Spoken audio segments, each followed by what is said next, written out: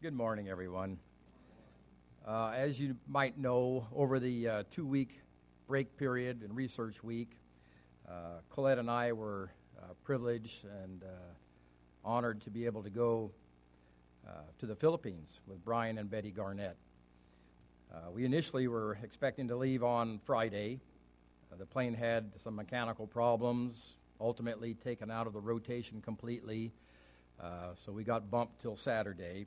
So all of the hecticness to take finals early was for naught, but it really was not, because as God always works things out, we were originally planning on leaving Friday and coming back Thursday, 2 weeks later. 13 days. We frantically searched the internet, Brian did, and found new tickets for Saturday. We flew out Saturday, extended us an additional 3 days, so we came back and missed the first day of school. So we went from 13 days to 16 days. So God has a way of turning what doesn't seem to be such a good thing into a blessing. 18-hour flight to Hong Kong, and then a few hours down to Manila. And we concentrated on the island of Luzon. And the Philippines is primarily 3 island groups of Luzon in the north, the Viscayan Islands in the middle, and then Mindanao down south. Very diverse culture, many ethnic groups, different dialects of language. Manila and the island of Luzon is approximately 50 million. Philippines total is 105 million, about the 12th most populous country in the world. Spanish history for 400 years, until the Americans came, World War II, and the Japanese, etc. Many important battles fought in that area with the Japanese and MacArthur and so on, and the Bataan Death March from Corregidor. We finally had 1 day to relax. Brian is the Energizer Bunny who doesn't ever stop. We had 1 day to go play. But we flew into Manila one night, stayed with a brother there, and then the next day flew up to a town of Tuguegarao, and then drove up to a brother's house, spent 2 or 3 days there having workshops. Colette and Betty taught the ladies, and Brian, originally there was a kind of a format of what to teach, but that changed very quickly, obviously. So I stuck to the simple things. Brian and Ken Wilkie had to adapt and use their knowledge to teach as they wanted. But we drove then from that town after a couple days up to Baguio and La Trinidad, around 6,000-foot elevation. More Christians up there, several churches where we taught and worshiped on Sunday, and then down to town of Angeles City, where Clark Air Force Base used to be. Pinatubo blew up, years ago, and pretty well chased everybody out of that area, and the American forces left. And then we went back down to Manila and spent 3 or 4 more days there at the Manila School of Preaching and more studies and so on. I'm only going to speak just for a moment. Brian has all the knowledge and information, but I concentrated on the 1 hour from home, which I found, we printed about 300 of these and took them with us to the Philippines. And I found out real early on that these young men would come from 100 miles away over dirt roads, women too, on the back of motorcycles, however they could get there. They would do anything to be able to be there to hear somebody teach them the word. They already knew it, but kind of like Apollos, they needed to hear more, be instructed further, and that's what they wanted. They were like sponges. So I thought the best thing I could do was to teach them how to evangelize.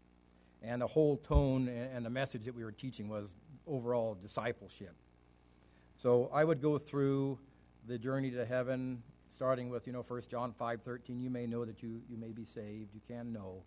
Went through all of this, and then with his eternal plan, and fortunately in some places I had a blackboard, I was able to draw it and go through it. They were so receptive. Left 300 of these in the Philippines. I told them to make copies, make duplicates, to multiply, just as we're supposed to multiply disciples.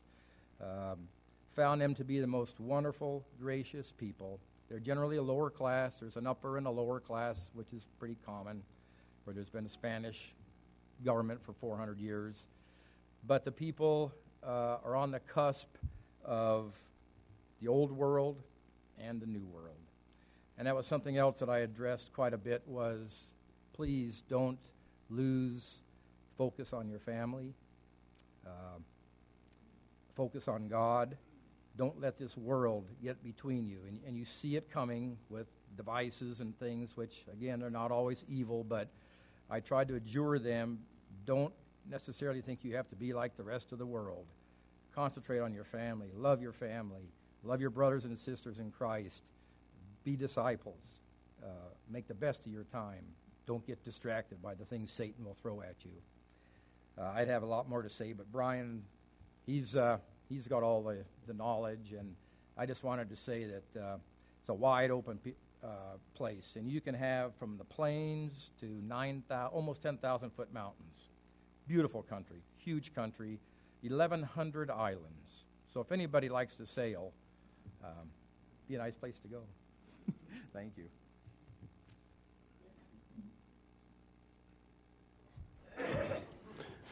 Thank you, Scott. It was great having Scott and Colette joining Betty and I in our travels in the Philippines this time.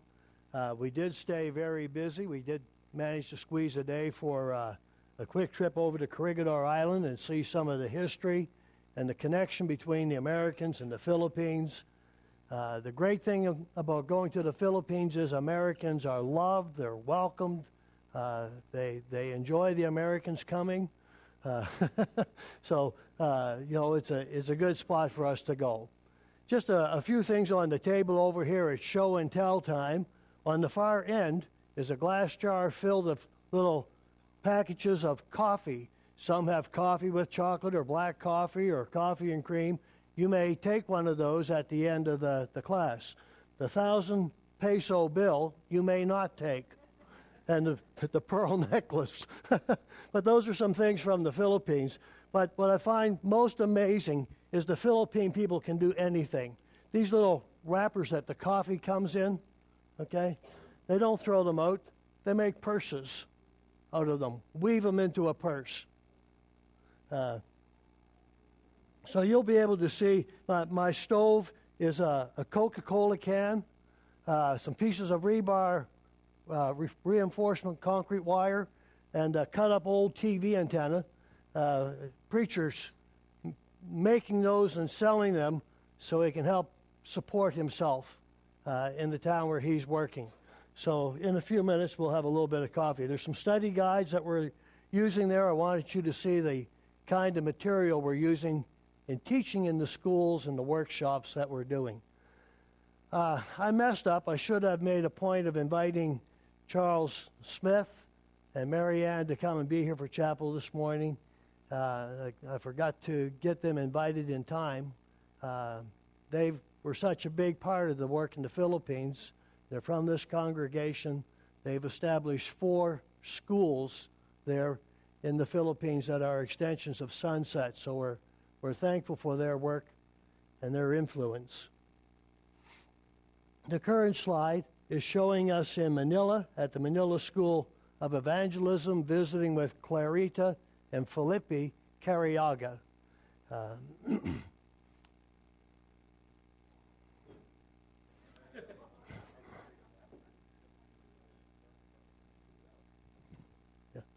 Okay, he's going to make my coffee for me. Good. I wanted something out of this. This is a slide is our little apartment that we have in Manila next to the School of Evangelism. Myself and the other Americans that travel there, we have a little apartment, so we have a place to stay. It's a neat little apartment. It's got 3 bedrooms, a kitchen. It cost us $50 a month to have that, so it's pretty reasonable for us. Colette and Betty in the apartment. We got our table and place to eat, make soup, and so on. When we're there in Manila, Scott talked about our travel. The red line takes us from Manila. We flew up to Tatagarao. We were going to go to Cagayan, but the planes only fly to Cagayan on Monday, Wednesday, and Friday. because of our plane being late here, it shifted everything off by a day. So then we had to fly up to Tatagarao and have a preacher come meet us and take us 4-hour drive back down to where we were going to do our first workshop. This is the preacher, Everett, that picked us up. We stopped at a little roadside cafe for lunch on the way back. It was kind of interesting. This is his family. Edward, his wife Bing, is on the far right. Between Betty and Colette is their daughter Sharon Kay, who now works with us as part of our mission team and goes often where we do teaching, and she teaches the ladies and teaches the children. This is the men's class. It's just under the carport. They hung a sheet up on the wall in the garage, stacked out a bunch of chairs, and Scott got there and started teaching away. Jerry Tallman will be pleased with the material that he taught. Jerry, he was just opening the doors for you and Connie to come on the next trip. As Scott said, we were invited to go there and teach 1 John in the scheme of redemption. When we got there, they said, we changed the plans. We want you now to teach discipleship, personal evangelism. You're also going to do a workshop on Christian hope and one other one. I don't even remember now what it was.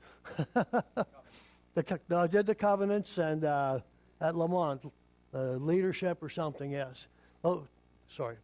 This was the ladies' class that Betty and Colette taught. They took boxes of Bible class material. The Bible Barn and others provided material that they could use to share with the people there, helping them to know how to teach. The ladies preparing their material and working on it. And they always have gifts. That's why some of these things are here. The purses that they made for Betty and Colette. They gave us a black mug. Isn't that exciting? Okay? But when you fill the black mug up with coffee, okay, it turns around and, oh, that is good. This is chocolate coffee. You'll have to try some. So they always have gifts of some sort that they want to give.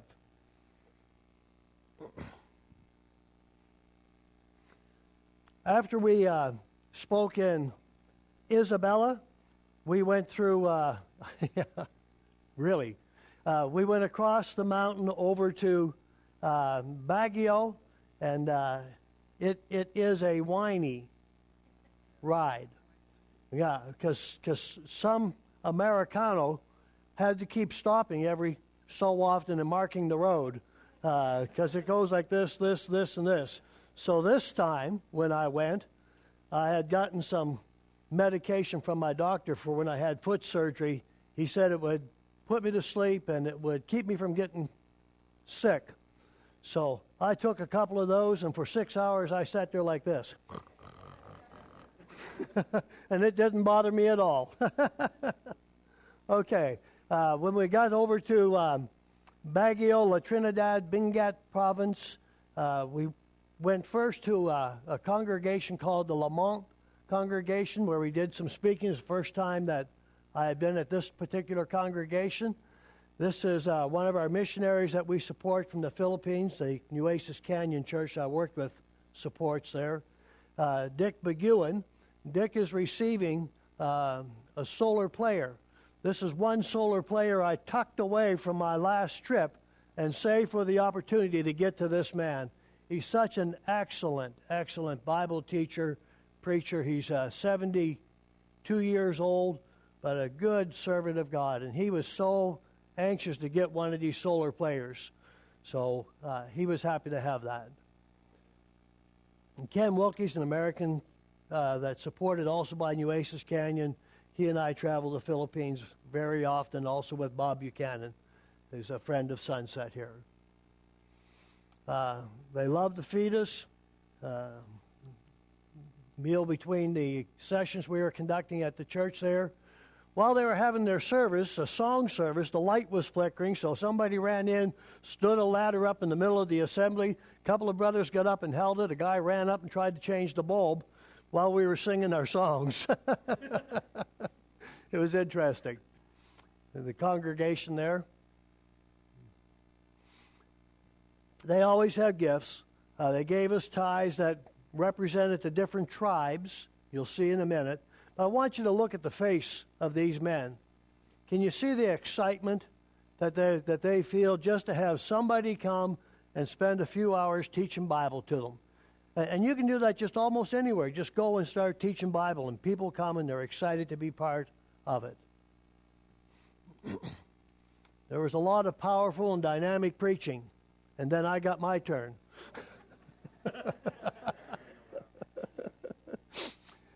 Here are the ties, and I forget all of the different places, the tribes that were represented by them, but each tie that they gave us represented a different ethnic group of the people. Maybe you noticed on that earlier slide, there are 80 dialects spoken within the Philippines.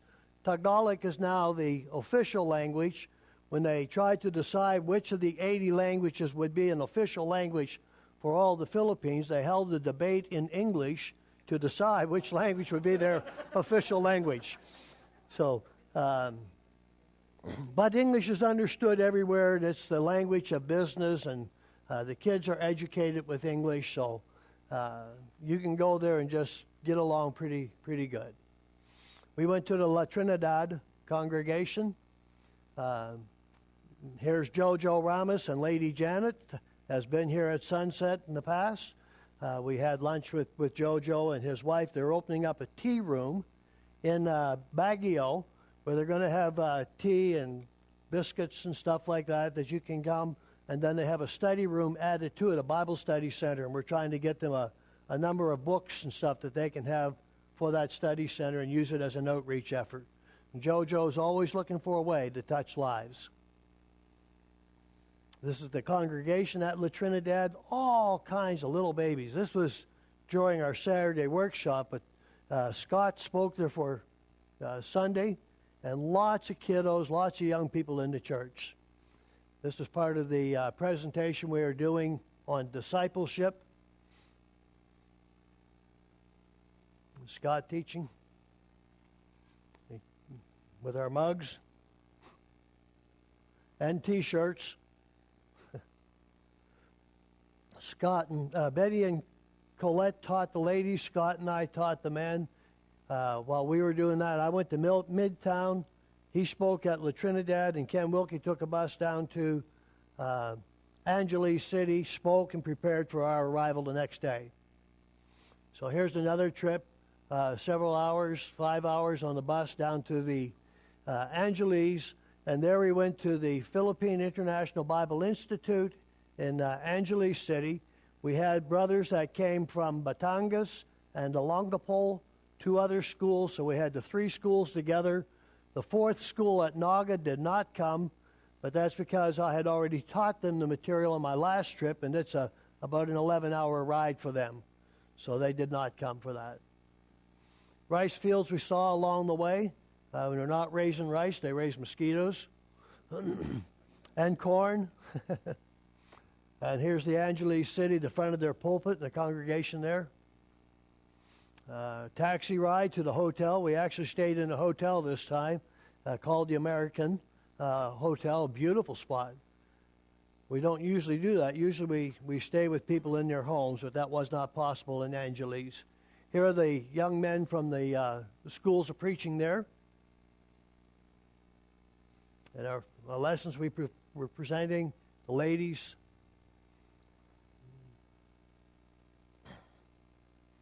And, of course, eating again. Well, you notice the van on this side over here eating with us. We had dinner with Elvis Presley. This is a brother in Christ who travels all over the world doing impersonations of Elvis Presley with the music and so on. Very, very good at it. Had pictures of him with every movie star you can imagine. He's a good, faithful Christian, was there in our classes, married a Filipino girl, and is is living in the Philippines now. And he had not left the building. Here are the ladies that were doing the lunch for us, preparing the meals at the preacher's house. Then we took a bus again back down to Manila. This is the Manila School of Evangelism behind the red car. The first floor is the church. The second floor is the balcony for the church. Third and fourth floor is the School of Preaching there. And to the right, the white building on the right, is our little apartment that we have. While we were doing a workshop on the Christian hope in Manila, the people loved to see the signing. And I always get them involved in it. So I'll take a simple song that Rebecca has taught us and share it with them, and they love to do the signing. So here they are signing a song. There's a little outreach effort there in Manila where they're trying to teach livelihood training to elderly people. So the preacher's wife has taken this on as a project, and she's there with Betty and Colette. They've cleaned this place up, and they actually train ladies how to make things that they can sell and make money with. Okay, like making the purses or necklaces or some of these things. Excuse me, Bob. Here's a little hot pad, and it's made from flippers that you put on your feet. Cut up and made the floppers, and whatever you call them. So they can make things like that and sell them. They don't throw anything away. And lots of children. The number one export from the Philippines is people.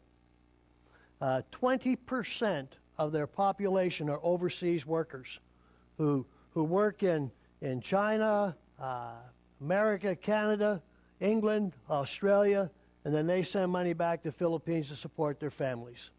That means 20% of the families is missing a parent who's off trying to raise an income. Traffic on a good day. This is the Bible class at the Manila School of Evangelism, midweek Bible study for the professionals. Bible class started at 7:30. We got going close to 9 o'clock. Had a great time together. There's a man eating octopus. It's just a little one, though. They love to feed us. You know, they take very good care of us.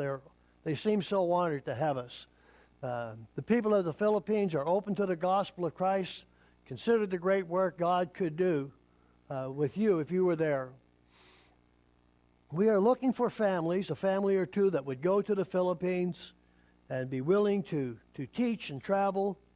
Not necessarily to be a local preacher in a congregation. We've got Filipinos that are doing that. What we need is some missionaries to go from congregation to congregation to congregation, strengthening the souls of the disciples like you read about in our scripture reading this morning. The church at Nueces Canyon be willing to help support a family or two to that end. My traveling companions, Bob Buchanan is 82 years old. His health is failing. His wife's health has gotten quite bad. He's there right now, but this is probably his last trip. He's closing up his office, packing up his books, and giving them to the Southern Mindanao Bible College. He likely will not be able to go back. Bob has written most of the study guides that we have up here. Ken Wilkie is 81 years old, still in pretty good health, but, and so we're looking for some others that can come online and help be part of this great work. We have some brothers who have put a lot into the work over the years. For instance, Brother Charles Smith standing at the back of the auditorium here. Brother Charles, we want to thank you for your work.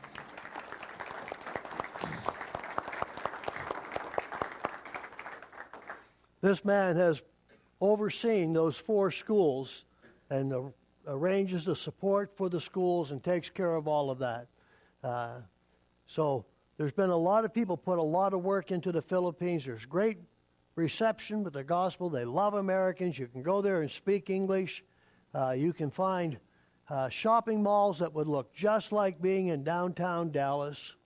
And you can find incredibly poor people who have almost nothing, but they will share everything they've got with you and do it with great thankfulness.